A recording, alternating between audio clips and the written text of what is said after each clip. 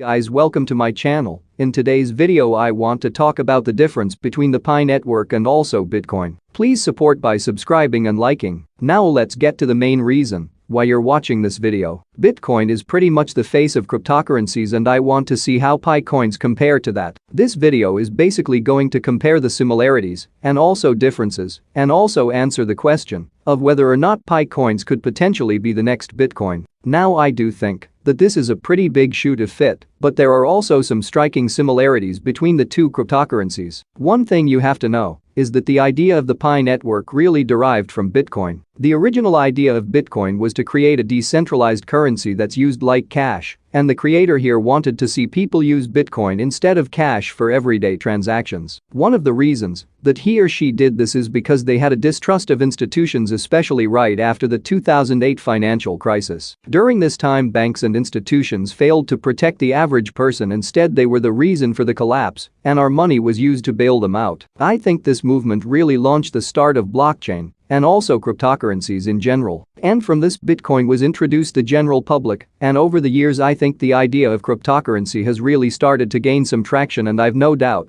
that it's only going to get bigger and bigger from here. And although many people feel that cryptocurrencies in general will become more and more popular, many people doubt that Bitcoin will continue to remain in first place. And this is because the design of Bitcoin failed to make it an everyday currency, and I really do think that this is where the Pi network or Pi coins can step up to the plate. You see, there's a lot of things about the Pi network that makes it suitable to become what Bitcoin wanted to be. One of the things that Bitcoin failed to be was inclusive or accessible to anybody and everybody around the world. You see, in the early days of Bitcoin you had to have a lot of knowledge to be able to mine Bitcoin. In fact, it was pretty inaccessible to the average person, and it was also very expensive as well. Mining Bitcoin required a lot of computing power, and not everybody had that, and those with a lot of computing power started to get a bigger and bigger chunk of the network. You see, about 87% of all Bitcoin are owned by 1% of the network, and these few individuals have gotten so big that they're making billions of dollars in profits each year from mining Bitcoin.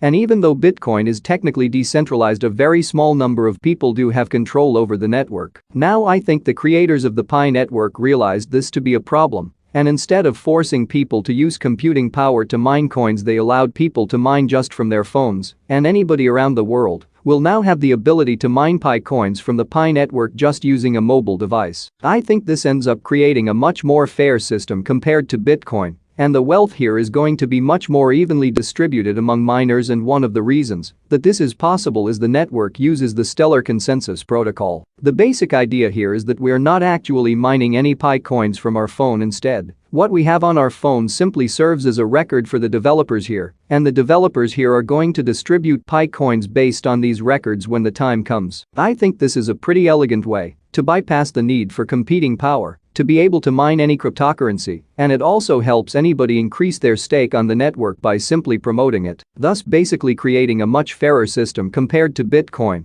And apart from being much more fair than Bitcoin, the Pi network does a great job at having an adequate amount of scarcity. You see, one of the problems with Bitcoin is that it's too scarce to be considered a medium of exchange or cash. There's about 21 million Bitcoins, and this makes Bitcoin much too expensive to be used like cash. As I'm making this video right now, a single piece of Bitcoin is around 50,000. And because of this, I can't see individuals making purchases with full Bitcoins. Instead, I only see corporations maybe using Bitcoin to make large purchases, and one of the things that I really love about the Pi network is that it balances this element of scarcity. In my other video I was able to get a rough estimate of how many Pi coins there are out there, and I came up with about 83 billion coins. And after doing a bit of other calculations, I was able to figure out that the price of a Pi coin should be around $1.70. Now this price did align with some of the websites that do try to estimate the price of a Pi coin, but much of this is still based on a lot of speculation. What I can say for sure is that the price of a Pi coin would not be anywhere close to the price of a Bitcoin. Instead, I think the goal here is try to make the cryptocurrency usable in everyday transactions, and that might be anywhere from a couple dollars and beyond. Therefore, if you really think about it, the Pi network or Pi coins might actually be what Bitcoin wanted to be. Instead of being a medium of exchange, Bitcoin became a store of value. It became something that people collected, hoarded, and saved instead of spent, and that really defeated the original purpose of Bitcoin. Now I do want to say that the price of Pi coins might increase in the future, but it wouldn't increase it the same way that Bitcoin does. A piece of Bitcoin literally turned from a couple to $50,000 in a couple of years, and I doubt that we're going to see the same type of growth. Simply because there's a lot more Pi coins in the world than Bitcoins. Now, this isn't impossible, but I doubt that this is an intended purpose of the creators here. An example of why a Pi coin can't increase a lot in value is because of Stellar. Stellar is a type of cryptocurrency that has a supply of 22 billion. It doesn't actually have the same supply as a Pi network, but it's pretty close compared to other cryptocurrencies, and it's been increasing in price similar to Bitcoin over the years. What this really says to me is that even with a large supply of Pi coins, the price is still very movable, and it's likely to follow the price of Bitcoin for a while since Bitcoin is still number one. But I do think that over time, as Pi coins continue to be used, it will be able to establish its own price. Like I mentioned about a million times on this channel, price is determined by supply and demand, and as more and more people buy, use, or even read about the Pi network, the higher the price is going to be in the future. And this is because all these things create immediate demand or future demand for Pi coins, and unlike a lot of other cryptocurrencies who end up in the cryptocurrency graveyard, the Pi network here actually has a pretty strong network of supporters. This helps to make sure that the Pi coin doesn't die on release, and also helps to immediately protect and increase its price upon release. This basically makes sure that the Pi network doesn't suffer the same fate as Bitcoin during its early days. I think we've all heard stories of people throwing away hard drives full of Bitcoins or using it to purchase the most ridiculous things like stickers or pizza. But one thing you have to realize is that many of these people didn't see a demand for cryptocurrencies back then. In fact, it's not hard to conceptualize that many of these people simply thought this craze was gonna die, and this is one of the reasons I love seeing promotional codes about the Pi network on my videos. This just means to me that the network is still very alive, and also that many other people will see these comments, and some of them might even become interested in the Pi network themselves.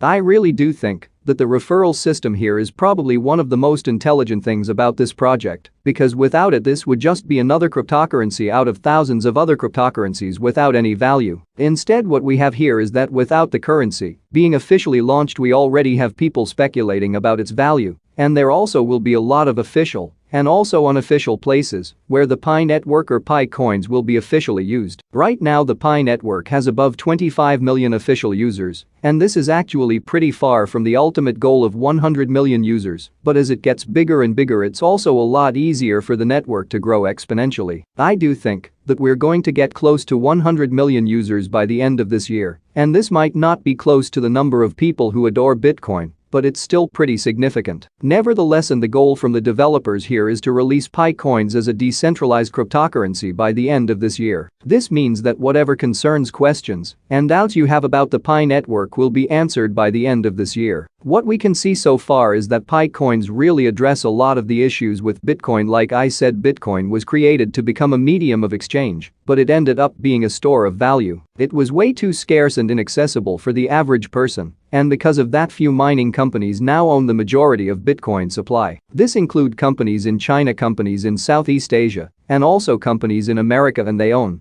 so much Bitcoin that they pretty much have control over the network itself. I think many of these things prevent Bitcoin from becoming a decentralized cash. Therefore, a decentralized cash will have to come from somewhere else, and as of right now, the closest competitor that I can think of will be Pi coins. And this is because almost anyone around the world can have access to a cell phone which will allow them to mine Pi coins. Mining is actually not very difficult, and scarcity is also built onto the network since the supply is fixed and the reward gets less and less over time. And not to mention the popularity of Pi coins, which is increasing day by day. Basically, the takeaway here is that Pi coin might actually do what Bitcoin failed to do in the first place, and although it might not grow to the same price as Bitcoin simply because of the mechanics on the network, it will still offer a steady increase in price and an actual use case in the world. I hope you guys enjoyed this video. Make sure to support by liking and subscribing, and I hope you guys are having a great week, and like always, I'll see you guys again in our next videos.